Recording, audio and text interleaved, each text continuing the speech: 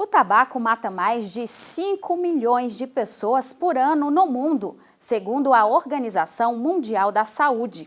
E os dados mostram ainda que esse número deverá aumentar para 8 milhões anualmente até 2030, de acordo com o estudo da OMS e do Instituto Nacional do Câncer dos Estados Unidos, publicado em janeiro deste ano.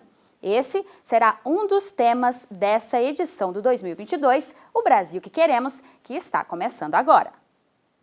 Dentro das atividades do movimento 2022, O Brasil que Queremos, vamos ter hoje o privilégio e a satisfação de conversar com José Agenor Álvares da Silva, que é um mineiro nascido em Abaeté.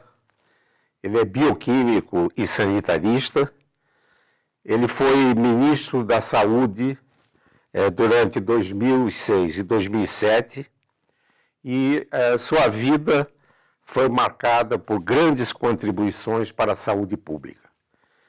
Em 2015, recebeu o título de Notório Saber em Saúde, em Políticas Públicas em Saúde, na Escola Fiocruz de Governo, localizado na Fundação Oswaldo Cruz de Brasília, onde ele atualmente trabalha. E quero lembrar que a Fiocruz de Brasília é uma parceira do movimento 2022, O Brasil que Queremos. Muito obrigado, professor Agenor, de ter aceito a gente fazer uma conversa. E a minha primeira indagação seria se pudesse revisitar a década de 70, quando, junto com outros sanitaristas, implantou em Montes Claros um projeto de saúde pública que mais tarde viria a tornar-se como diretriz do Sistema Único de Saúde. Obrigado, Isaac, pelo convite. Estou muito feliz de estar aqui. Bom, o projeto Montes Claros, ele tinha um nome bastante sugestivo, que é o que a gente busca até hoje. Era o Projeto Integrado de Saúde do Norte de Minas. O que foi esse projeto? Esse projeto foi uma resposta, naquele momento, para você mostrar que você podia transitar para fora do sistema de saúde previsto pela Lei 6229 de 1975, da saúde previdenciária, onde você tinha um grande contingente de pessoas que estavam excluídas de toda e qualquer atenção à saúde. Montes Claros veio para mostrar isso, que você podia fazer um programa de integração, mesmo no auge da ditadura militar, que levasse em consideração os direitos das pessoas de serem atendidas, independente de terem ou não cobertura previdenciária.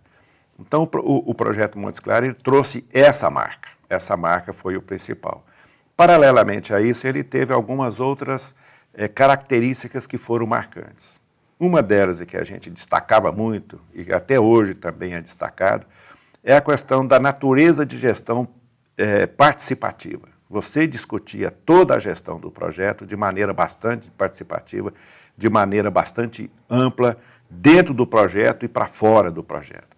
Tínhamos, inclusive, uma maneira de administrar e tinha um conselho que se chamava Conselho Técnico Administrativo, que tinha a função de assessorar a direção do Regional de Montes Claros, porque era uma regional da Secretaria de Saúde, nos problemas que pudessem causar empecilho para o desenvolvimento do projeto. E esse CTA, ele tinha representação dos servidores do regional, da Secretaria de Saúde. E era totalmente independente da gestão, quer dizer, nós fazíamos reuniões com o CTA e levava os resultados em cima de problemas que a gente trazia para a pauta e de problemas que a própria direção regional também levava para ser discutido. Então, essa maneira de gestão democrática, ela marcou bastante. A outra questão que foi importante era você ter um projeto de saúde que buscava a integração da assistência para melhorar a cobertura da saúde das pessoas e você trazer um ambiente de ampla participação comunitária, você expandir isso. E nos mostrou que quando você fala em participação comunitária, controle social, como é dito hoje, não é simplesmente você achar que você tira da cabala uma proposta que ele faz. As pessoas elas têm que confiar naquilo que você está levando e, principalmente, sentir que estão se apropriando daquele processo. Então, isso também foi um fator importantíssimo. E um terceiro fator foi a valorização do segmento político da região. Pela primeira vez, todas as ações que tinham que ser executadas no âmbito dos municípios e dos povoados do norte de Minas, você tinha o ingresso do poder local, da prefeitura municipal. Houve desvios? Houve. Alguns desvios houve, mas a ampla maioria não. A ampla maioria se engajou nesse processo. Então, eu acho que isso foi muito importante. E o projeto em si, somando tudo isso, ele passou a ter um largo conhecimento, tanto internamente no Brasil quanto externo. Quer dizer, foram vários segmentos internacionais de grandes estudiosos, de grandes sanitaristas da América Latina e do mundo que foram conhecer. Inclusive, Montes Claros passou a ser conhecida como a meca da saúde pública brasileira, por onde transitou todos os grandes sanitaristas brasileiros, aqueles que pudessem ser a favor e até aqueles que pudessem ser contra. Então, era muito comum a gente receber visita de todos os matizes ideológicos para fazer essa discussão. Por lá passou Arouca, Sérgio Arouca, na época ainda que ele tinha recém saído da Unicamp e estava indo para a Fiocruz, Ézio Cordeiro, Mário Testa, um grande argentino, Dalton Mário Hamilton, outro argentino que nos ajudou muito em Montes Claros na organização do projeto em si, e vários outros profissionais de saúde e sanitaristas da Organização Pan-Americana de Saúde e do mundo inteiro. Então, Montes Claros, eu acho que foi seminal para tudo que nós estamos discutindo hoje, que pela primeira vez, num projeto político, apoiado pelos organismos, e a gente tem que deixar claro o seguinte, aquela foi uma oportunidade que se teve de você romper um pouco a estrutura fechada permitida pela ditadura militar. Aquela foi uma oportunidade que você teve, e essa oportunidade foi bem aproveitada, porque lá se discutiu, pela primeira vez, os conceitos de acesso, os conceitos de hierarquização, os conceitos de integração, os conceitos de descentralização, os conceitos de participação comunitária, os conceitos de equidade. Então, tudo aquilo foi forjado em Montes Claros. Depois, no Ministério da Saúde, isso foi incorporado num projeto grande de âmbito regional no Brasil, que era o Programa de Interiorização das Ações de Saúde e Saneamento, o PIAS, e eu não tenho dúvida nenhuma de dizer para você, professor, que esses conceitos todos, ao serem forjados no projeto Montes Claros e no PIAS, posteriormente, ele foi incorporado às discussões que antecederam a 8ª Conferência Nacional de Saúde e foram o mote principal da condução da 8ª Conferência Nacional de Saúde até que se chegou no Sistema Único de Saúde. Que beleza. Podia também revisitar a sua passagem pela Organização Pan-Americana da Saúde e pela Fundação Ezequiel Dias? São questões importantes que eu acho que é muito importante que a gente ressalte. De Montes Claros, eu tive a oportunidade de vir trabalhar em Brasília, nesse projeto, no Programa de Interiorização de Ações de Saúde e Saneamento, o PIAS, que também tinha uma concepção moderna de gestão. Por quê? Porque nós estávamos sob a égide da ditadura militar e sob a égide da Lei 6229, que muita gente não entende o que foi a Lei 6229. A Lei 6229 foi a definição clara de uma política seguinte, a Previdência Social cuida disso, Saúde cuida daquilo, Ministério da Educação cuida daquilo. Então era claro isso, tá certo? O Ministério da Saúde tinha a obrigação de quê? De cuidar apenas do que era chamado de saúde coletiva, das endemias, das grandes endemias, das imunopreveníveis. Esse era o mote principal para o Ministério da Saúde, que até hoje é a única atividade dentro do sistema de saúde que realmente é praticada de maneira universal. O Sistema Único de Saúde prevê que a universalidade é um conceito basilar do sistema, mas a questão do acesso dificulta a operacionalização desse conceito. E depois de trabalhar dentro do PIAS, que tinha também um mecanismo de gestão interessante, que vinha com o Ministério do Interior, Ministério da Previdência, Ministério da Educação, Ministério da Saúde, foi importante o crescimento disso e a expansão disso para que você pudesse incorporar alguns conceitos importantes, algumas práticas importantes, e durante o nascimento da nova República, eu fui convidado, ainda no Ministério da Saúde, para ir para a Organização Pan-Americana de Saúde. E foi muito importante, porque lá você teve a oportunidade de conviver com uma série de pessoas importantes para a saúde pública latino-americana e, principalmente, para você ter a oportunidade de estudar um pouco mais, fora do ambiente acadêmico e fora do ambiente institucional, para você entender o que você estava falando. E de lá para a Fundação Ezequiel Dias, em Minas Gerais, também foi importante, porque a Fundação Ezequiel Dias é uma instituição de pesquisa e serviço muito importante. Foi criada a sombra, eu diria assim, da Fundação Oswaldo Cruz. Era um retrato da Fundação Oswaldo Cruz em menor dimensão, tá certo? Mas e aquilo foi importante naquele momento. E a minha passagem por lá foi importante para a gente poder fazer com que ela assumisse um papel de protagonismo que ela tinha no sistema de saúde e que não era exercido. Então, aquilo foi muito importante para a gente trazer a produção, tanto de imunobiológico quanto a produção de medicamento, como ações estratégicas para um segmento que é estratégico no Brasil. Nós vamos fazer um breve intervalo e voltaremos já com essa interessante conversa com José Agenor Álvares. Até daqui a pouquinho.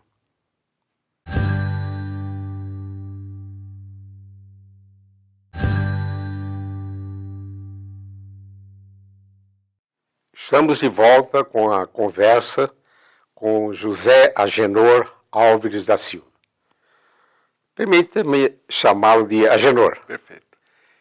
Em 2006, você assumiu o Ministério da Saúde. O que pode destacar na sua gestão como ministro da Saúde do Brasil? Eu acho que tem uma questão anterior que eu acho que vale a pena ser destacado.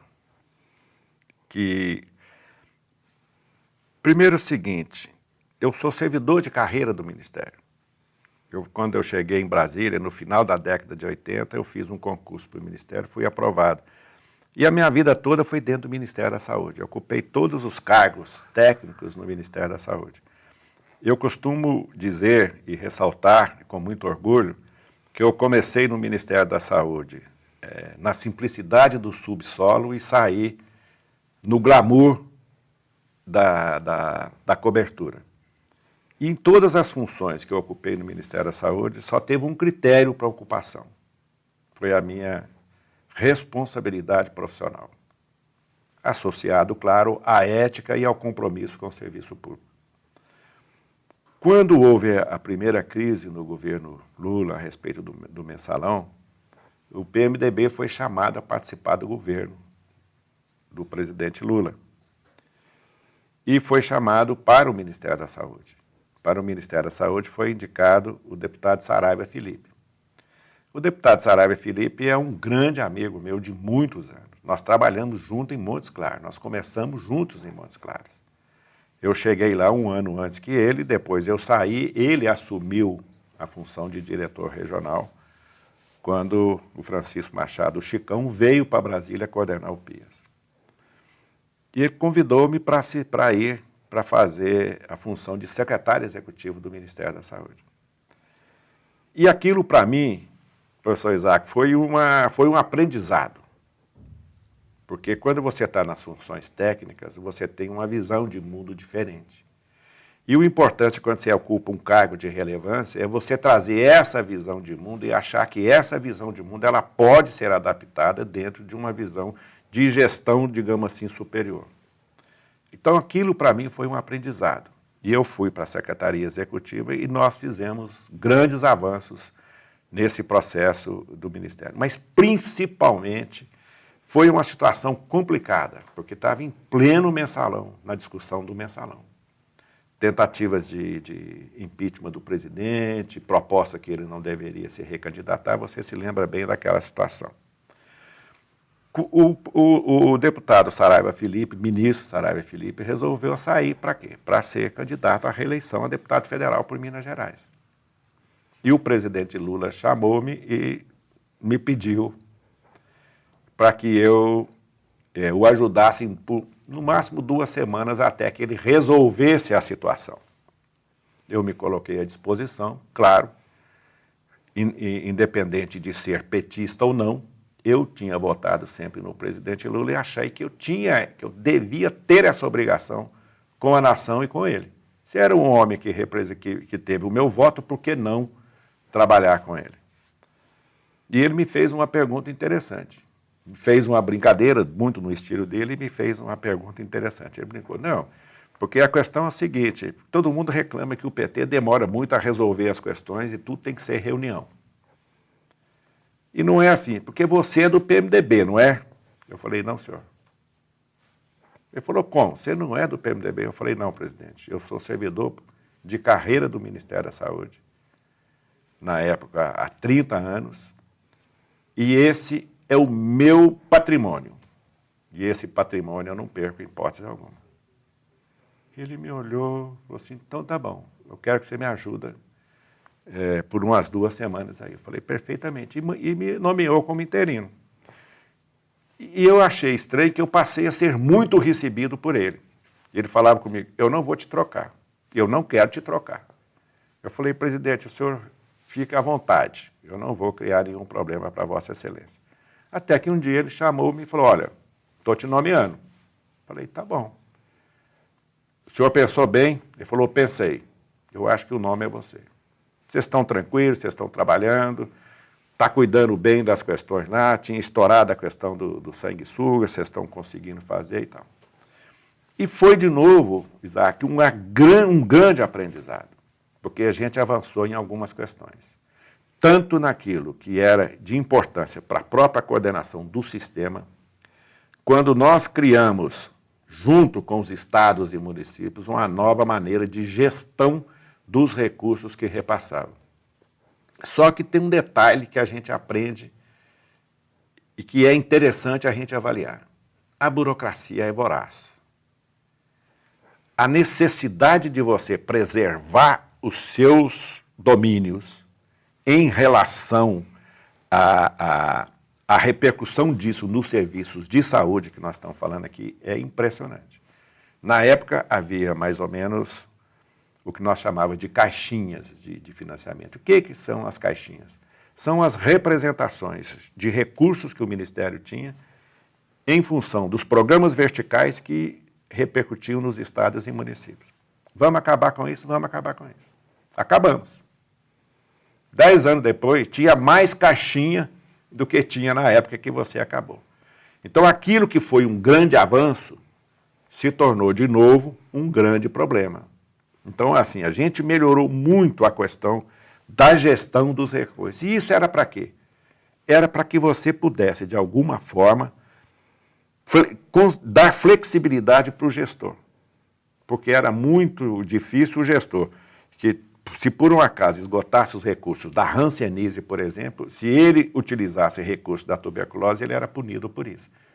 Os auditores, os órgãos de controle não queriam saber o resultado daquela ação, mas muito mais o aspecto formal, cartorial daquele ato.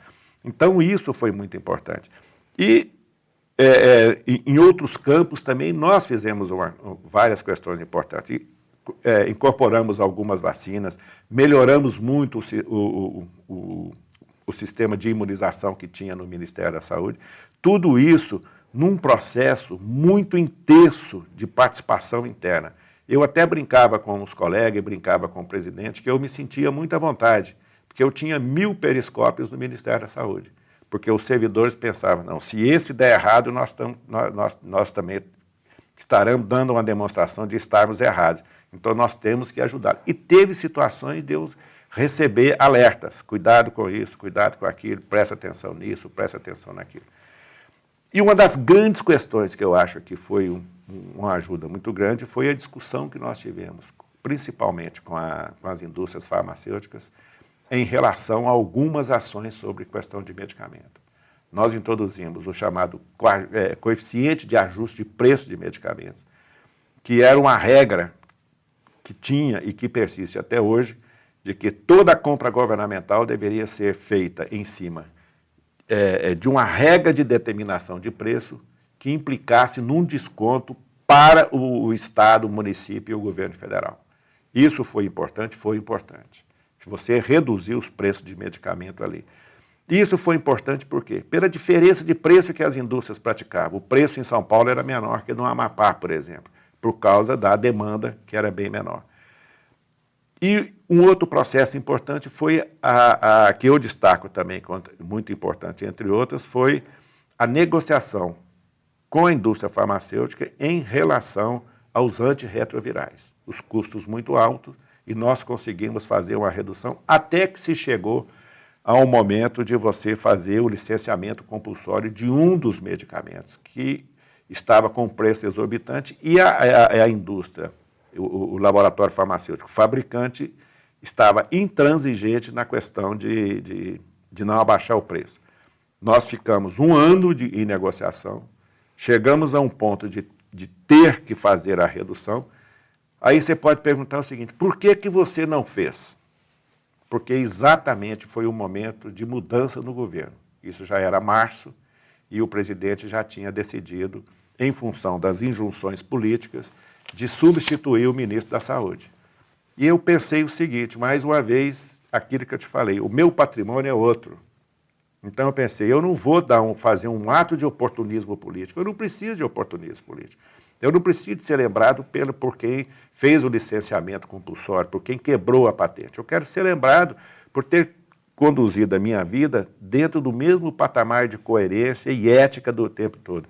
E chamei toda a equipe e deixamos tudo pronto, tanto é que um mês depois o presidente decidiu, junto com o ministro Temporão, e eles fizeram o licenciamento compulsório. Então eu acho que aquilo foi importante. São alguns fatos isolados muito importantes, mas eu acho que a coisa mais importante foi o fato político, a coragem que o presidente da República teve, mesmo com as pressões políticas que ele estava sofrendo, de manter-me no ministério e nomear-me como ministro de Estado da Saúde. Algumas pessoas brincavam que eu era uma das pessoas que tinha era mais recebido no Palácio. E era mais recebido por isso. Ele entendia a minha inexperiência política, tá certo, nesse momento, e a pressão grande para que houvesse mudança no comando do Ministério da Saúde. E todas as propostas que nós levamos para ele, em todos os sentidos, ele sempre nos apoiou. Gostaria de ressaltar essa mensagem que ocorreu nessa interlocução de Agenor com o presidente Lula, né? Quer dizer, Agenor disse, eu não estou aqui para trabalhar por partido, não sou de partido nenhum, e estou aqui para trabalhar pelo Brasil. Eu sou um servidor de carreira e meu compromisso é com o povo, com o Brasil. Agenor, de 2007 a 2013, você atuou como diretor da Agência Nacional de Vigilância Sanitária, Anvisa, onde supervisionou as áreas de portos, aeroportos e fronteiras. Também a área de toxicologia, né, análise de agrotóxicos, e particularmente os produtos derivados do tabaco. Poderia revisitar essa fase de sua vida, particularmente as batalhas que teve com o setor tabagista? Essa foi uma fase bastante interessante. De novo, é aquela situação. Você tem um compromisso. O seu compromisso é qual? O seu compromisso é com a saúde pública. O seu compromisso é com a proteção à saúde das pessoas. E foram, desses três que você citou, toxicologia e tabaco, são duas áreas de grande pressão política e de um lobby muito forte. Alguns mundiais. O setor do tabaco, por exemplo, que eu considero como o setor mais pernicioso da saúde pública no mundo, ele pratica um lobby poderosíssimo contra, inclusive, estados nacionais. Nós vimos recentemente a pressão que eles fizeram no Estado, no Uruguai, contra a política antitabagista daquele país irmão. Mas todas as duas áreas tinham essa característica. Elas eram marcadas pelo intenso lobby, inclusive no Congresso Nacional, mais no Congresso Nacional. E foi uma luta intensa, tá certo? Tanto na questão dos agrotóxicos quanto na questão do tabagismo. Nos agrotóxicos, nós enfrentamos alguns segmentos organizados dentro do governo, que eu acho que é importante que a gente ressalte isso, como fora do governo. Os interesses são muito grandes. Eu não vou discutir pontualmente cada um, mas os interesses são muito grandes. Então, todas as ações que você procurava fazer, no sentido de retirar algum agrotóxico que fosse pernicioso para as pessoas, você tinha uma reação muito forte. Inclusive, houve uma senadora de Tocantins, a senadora Cátia Abreu, que ela acusava a Anvisa de ser corrupta nessa questão dos agrotóxicos. Ela deixava claro. Por quê? Porque a lei dos agrotóxicos é uma lei bastante interessante. Tem falhas, mas o medo que a gente tem é, se for corrigir essas falhas, o resultado não ficar pior. Uma das falhas é o seguinte: o registro de agrotóxicos ele vale sine die, é para o resto da vida. Diferente de medicamento. Medicamento, você vale o registro do medicamento, ou tem medicamento que tem registro por 5 anos e outros por 10 anos, e você avalia se pode dar novo registro ou não. Agrotóxico, não. Mas a lei prevê que, tendo alguma sinalização de algum organismo internacional ou alguma sinalização de algum organismo internacional, você pode também fazer a reavaliação. E nós fomos fazer a reavaliação de 14 agrotóxicos e enfrentamos uma resistência muito forte. Para resistir a esse enfrentamento, nós começamos a fazer inspeção nas indústrias de agrotóxicos para ver se o que era autorizado pelo governo estava correspondendo como produção lá na ponta. E por incrível que pareça, em todas as indústrias que nós fomos, em todas as linhas de produção que nós investigamos, todas, sem exceção, não estavam praticando aquilo que era autorizado pelo governo. Porque, para registrar um agrotóxico, você tem que pegar informações toxicológicas de repercussão humana, que é o Ministério da Saúde por intermédio da Anvisa, ambientais por intermédio do IBAMA e agronômica por intermédio da agricultura. E a agricultura dá o registro final. Então, nós tivemos muitos problemas com isso, mas conseguimos tirar alguns, fazer com que alguns saíssem do mercado e, principalmente, estabelecer uma regra de transparência para que toda a nação e todos os interessados vissem como estava cada produto, cada registro e cada pedido de mudança lá. Então, nós tínhamos uma lista publicada na internet, na nossa página da Anvisa na época, para que eles olhassem cada produto em que situação da fila estava, para você não ter problema de tentativa de burlar essa fila por causa de alguma pressão política. No caso do tabaco é a mesma coisa, a pressão é a mesma coisa. E o tabaco tem uma característica que eu ressalto em todo lugar que eu vou falar, é que é o seguinte: o tabaco é o único produto legal que, se você utilizar seguindo todas as orientações do fabricante, ele mata. É o único, nenhum outro. E nós baseávamos o nosso trabalho nisso. Nós não registramos tabaco. Por quê? Você registrar tabaco, você está passando um atestado de qualidade. E aquele produto não tem qualidade. Ele é nocivo para a saúde. Ele é responsável pela maior causa de morte evitável do mundo. 6 a 8 milhões de pessoas morrem por doenças tabaco relacionadas. No Brasil, em torno de 250 mil mortes por ano em razão de doenças tabaco relacionadas. Então, da mesma forma, nós fizemos um movimento muito grande. E qual que é o grande mote das indústrias?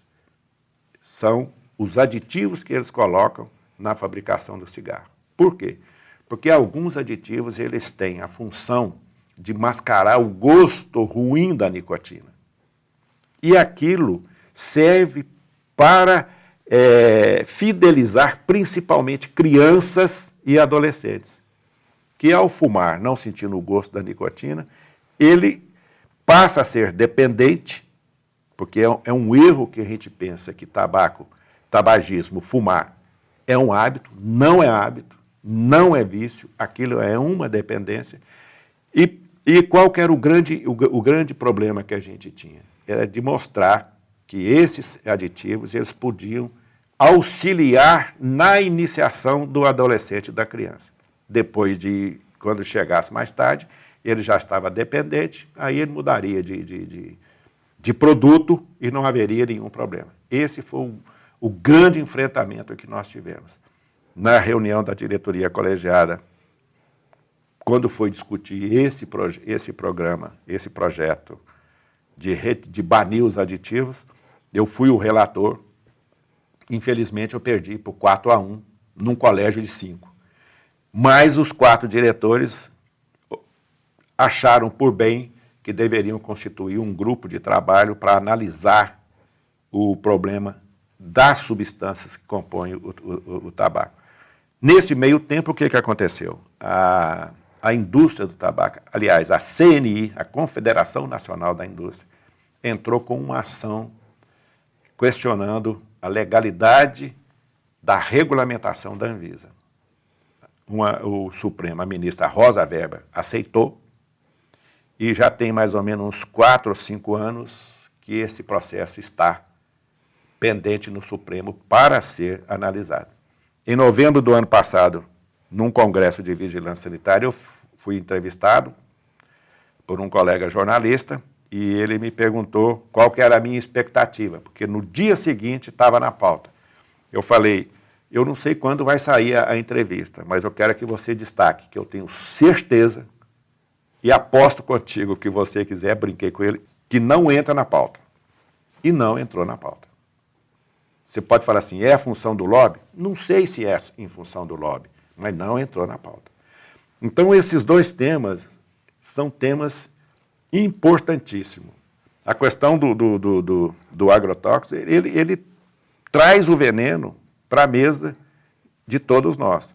E a gente tinha monitoramento que mostrava que você tinha agrotóxico que não era autorizado para determinadas culturas, agrotóxico que era banido, agrotóxico que entrava por contrabando, nós sabíamos de tudo isso. E mesmo assim, a gente não conseguia e não consegue, por pressão de lobbies e por pressão da justiça, fazer prevalecer os interesses da população.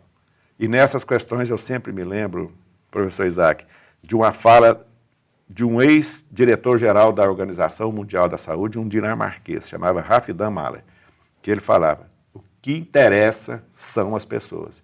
E são elas que são a razão do Estado existir, por bem ou por mal. O Estado tem que prover os serviços essenciais para as pessoas. Sua atuação no tabagismo, né? Você recebeu um prêmio da Organização Mundial de Saúde como reconhecimento ao seu trabalho. Estamos chegando ao final do programa, mas como o Movimento 2022, o Brasil que Queremos, tem incentivado a participação dos jovens, nesse último minuto, poderia dar uma mensagem aos jovens que estão nos escutando? Com prazer. Eu acho que a mensagem principal, eu faço voz a uma mensagem que o nosso grande amigo e grande sanitarista, Sérgio Aroco, fazia. É não perder a capacidade de se indignar, jamais, contra aquilo que vai tolir os seus direitos, contra aquilo que vai tolir uma sociedade mais justa para todos nós. Principalmente nesse momento que nós sabemos que tem algumas ações sendo gestadas para tirar direitos, principalmente na área da saúde, que é a área que eu milito. Então, a gente não pode jamais perder a capacidade de se indignar. E para a juventude, elas têm que ficar atentas, porque todo o esforço que foi feito no passado depende hoje dessa juventude que está aí, garantir que esses direitos sejam preservados e que a saúde continue sendo e que possa melhorar. Porque aí a questão é o seguinte, você não pode achar que as questões elas têm que ficar estáticas. O Sistema Único de Saúde nosso, ele não é um produto acabado. Nós temos a obrigação de estar sempre buscando alternativas para melhorá-lo.